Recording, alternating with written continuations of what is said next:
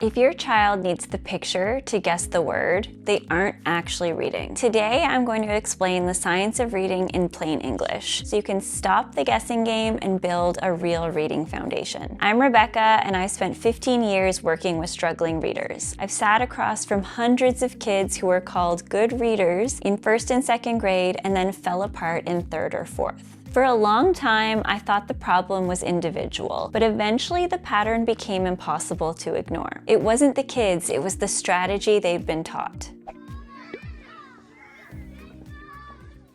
Here's what many children are being taught right now. If you don't know a word, look at the picture. Think about what would make sense and look for the first letter for a clue. That's called 3-cueing, and in the early years, it looks like it's working. The books are simple, the sentences are predictable, and there are pictures on every page. A child who's guessing intelligently can get a lot of answers right, but here's what I've watched happen around 3rd or 4th grade. The pictures disappear, the words get longer and stranger, and suddenly the child who was doing great is totally lost. The strategy didn't suddenly fail. It was never strong enough to begin with. So if guessing isn't reading, then what is? This is the part that changed everything for me. Real reading happens when the brain connects sounds to letters, not to pictures, not to context clues, not to the shape of the word. When a skilled reader sees the word cat, it instantly maps k to c, a to a, t to T, and locks that word into long-term memory so the next time it appears, recognition is instant and automatic. That process has a name. It's called orthographic mapping. We store words in our brain by connecting the sounds we already know to the letters we see on the page. If the sounds aren't solid, the mapping can't happen. The words don't stick, and the child keeps meeting the same word over and over again without it ever becoming automatic. This is the switch that makes a reader. Not memorizing word shapes, not looking at pictures, this. Here's why this matters beyond just sounding out words. Reading comprehension is the product of decoding and language comprehension. You need both. When children are trained to guess using pictures and context, the decoding side stays weak, and predicting looks fluent enough in early grades that nobody catches it. That's why the kindergarten through to 2nd grade window matters so much. What gets built there becomes the foundation for everything after. You don't need a curriculum change or a new program, you need one redirect. When your child is stuck on a word, say this: what sound does that letter make? That's the shift. You're moving their attention from meaning clues to sound symbol connection and pointing their brain towards the thing that actually builds reading. Decoding builds word recognition